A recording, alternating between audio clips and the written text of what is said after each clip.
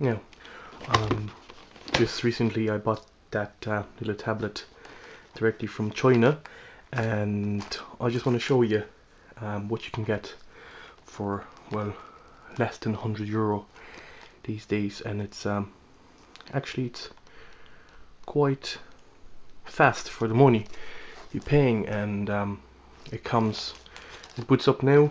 So it comes with the OTG cable, which you can plug your either mouse or, for example, a keyboard if you want, or even you can plug in the 3G stick into it. There are a few compatible ones which are listed with the device. There is a USB cable and there is a charger.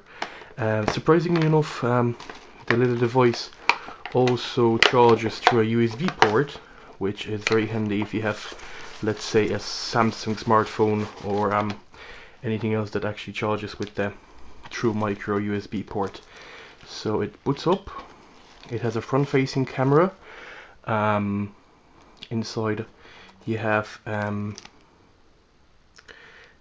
Allwinner A13 chipset. Just bear with me for 2 seconds.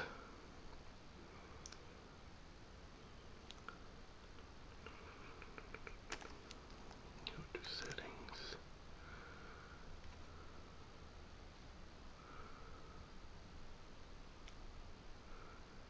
Just need to change the language to English United Kingdom, though we are in Ireland. I have a 32 gig memory card inside, and it works really well with it.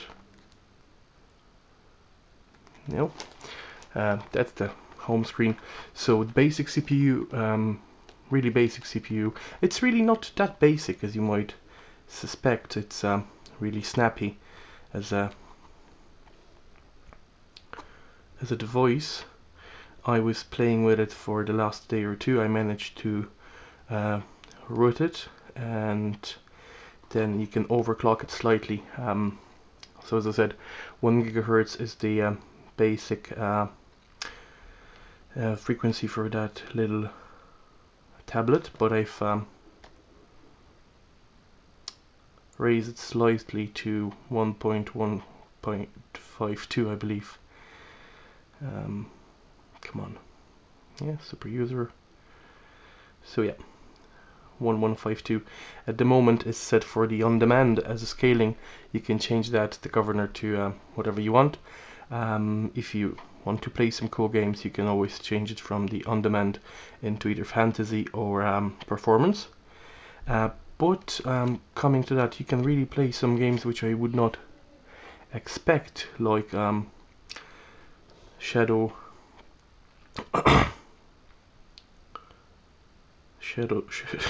Gun Dead Zone, which actually works on that.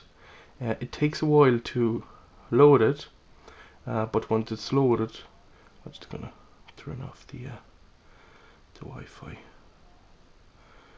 We don't need it now. Okay.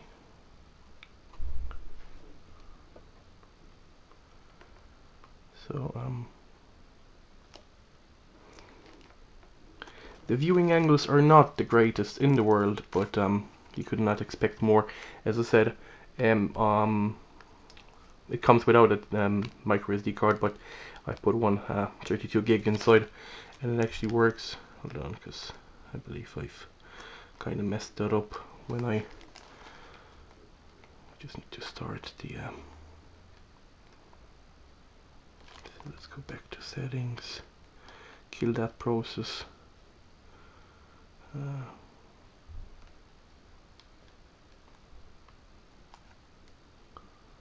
So I've downloaded quite a few different games. So Dead Zone, let's just force stop it now for the moment. It does work, so I want to show you that surprisingly, Skype, which I have installed here, work flawlessly with it. I managed to connect with the video call, so the microphone works as well. The microphone is here on top, then you have a little power button on the side. You have the volume rocker, and on the back the speaker and the TF card slot.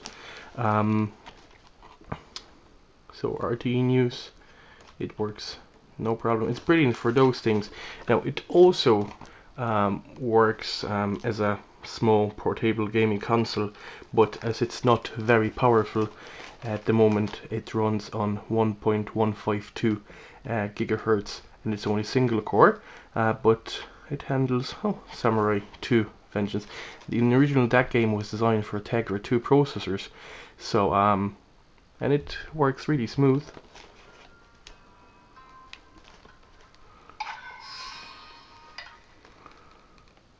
So I'll show you.